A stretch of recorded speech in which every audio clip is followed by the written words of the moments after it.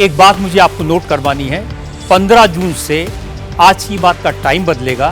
जो शो 9 बजे होता है अब 8:30 बजे से शुरू होगा। नमस्कार, बहुत स्वागत है आपका। आपके साथ हूं मैं प्रिया सिंह सोमवंशी। गर्मियों का मौसम हो और थाली में आम ना हो, ऐसा तो हम भारतीय सोच भी नहीं सकते, क्योंकि आम हमारे लिए है बेहद खास। हमारे यहाँ आम सिर्फ एक फल नहीं है, एक इमोशन है। और ये इमोशन सिर्फ भारत तक सीमित नहीं है। इसकी जो महक है वो 7 समंदर पार जापान तक जाती है। लेकिन पिछले महीने इसी महकते सफर पर एक ऐसा ब्रेक लगा जिसने भारत के आम उत्पादकों को हैरान कर दिया, यानी कि जो आम की खासियत थी उसे थोड़ा सा कम कर दिया। करीब 20 साल में पहली बार जापान ने भारतीय आमों के आयात पर यानी कि इंपोर्ट पर पूरी तरीके से रोक लगा दी। जब भी किसी फल पर बैन लगता है तो हमारे दिमाग में सबसे पहला ख्याल आता है कि केमिकल्स या कीटनाशक होंगे।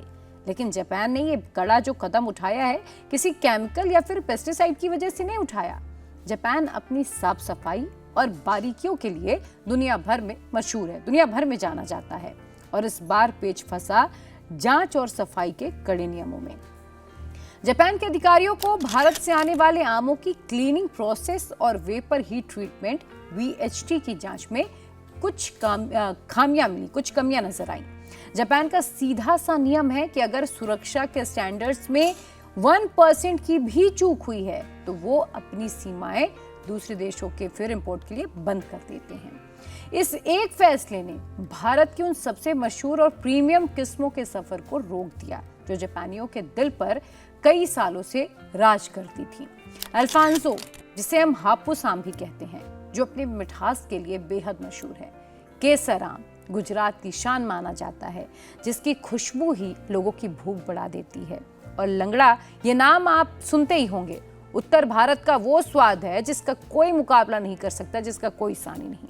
साथ ही बैंगनपल्ली दक्षिण भारत का गौरव आम है। सोचिए, जो आम हमारे किसानों की मेहनत को ग्लोबल पहचान दिला रहे थे, वो अचानक सरहद पर ही ठिठक जाएं। ये झटका बहुत बड़ा इसलिए भी माना जा रहा है क्योंकि पिछले 20 सालों में भारत और जापान के बीच आमों का ये व्यापार भरोसे की एक मजबूत बुनियाद पर चल रहा था। भारतीय किसान और एक्सपोर्टर्स जापान के जीरो टॉलरेंस नियमों को पूरा करने के लिए जी जान लगा देते हैं। और ऐसे में इस साल आई ये जो रुकावट है, ये भारतीय एक्सपोर्ट मार्केट के लिए एक बहुत बड़ा वेकअप कॉल है। ये बैन इस बात की भी याद दिलाता है कि जब बात ग्लोबल स्टैंडर्ड्स की हो तो हमें अपनी तकनीकी और जांच के तरीकों को और ज्यादा पुख्ता करना होगा। भारतीय अथॉरिटीज और कृषि वैज्ञानिक इस कमी को अब दूर करने में जुट चुके हैं ताकि फलों का राजा एक बार फिर पूरी शान से जापान की धरती पर कदम रख सके। लेकिन सवाल सिर्फ जापान का नहीं है। सवाल ये भी उठता है कि क्या आपके हमारे घरों में जो आने वाला आम है, जो हम बड़े चाव से खाते हैं, परिवार के साथ मिलकर खाते हैं, वो सेफ है, वो सुरक्षित है? अब यहाँ एक बड़ा और बेहद जरूरी सवाल उठता है। जब जापान जैसी कंट्रीज इतने कड़े नियम रखती हैं, जो सुरक्षा के मानकों में जीरो टॉलरेंस की नीति अपनाती हैं, क्या वो आम हमारी मंडियों से होकर सीधे आपकी हमारी थाली पर पहुंच रहा है, वो इन सभी स्टैंडर्ड्स को फॉलो करता है? इसका सीधा सा जवाब है नहीं। अब आप ये सुनकर डर गए होंगे, लेकिन डरने की जरूरत बिल्कुल नहीं है, क्योंकि दोनों के स्टैंडर्ड्स में बहुत बड़ा फर्क है। विदेशों में आम हफ्तों तक शिप में सफर करते हैं और उसे लिए उन्हें कीड़ों से बचाने के लिए बहुत कड़े ट्रीटमेंट की जरूरत होती है, जबकि हमारे घरों में आम सीधे खेतों और मंडियों से चंद दिनों में पहुंच जाते हैं। हमारे यहाँ सबसे बड़ी समस्या कभी कभी कैल्शियम कार्बाइड यानी कि आम को जबरदस्ती पकाने वाली केमिकल की होती है। और आजकल अगर देखा जाए तो मार्केट्स में ऐसे आम बहुत ज्यादा मिल जाते हैं जो कि कार्बाइड से पकाए जाते हैं। ये आम हमारे लोकल बाजारों या मंडियों में आते हैं, वो इस बेहद खर्चीली और कड़ी प्रक्रिया से नहीं गुजरते हैं। हमारे देश के भीतर आमों की जांच के लिए FSSAI यानी कि भारतीय खाद्य सुरक्षा और मानक प्राधिकरण के नियम तो हैं, लेकिन जमीनी स्तर पर हर एक आम की लैब टेस्टिंग कराना नामुमकिन जैसा है। लेकिन अगर आप थोड़ी सी सतर्क रहें, आप खुद इसका ख्याल रख सकते हैं।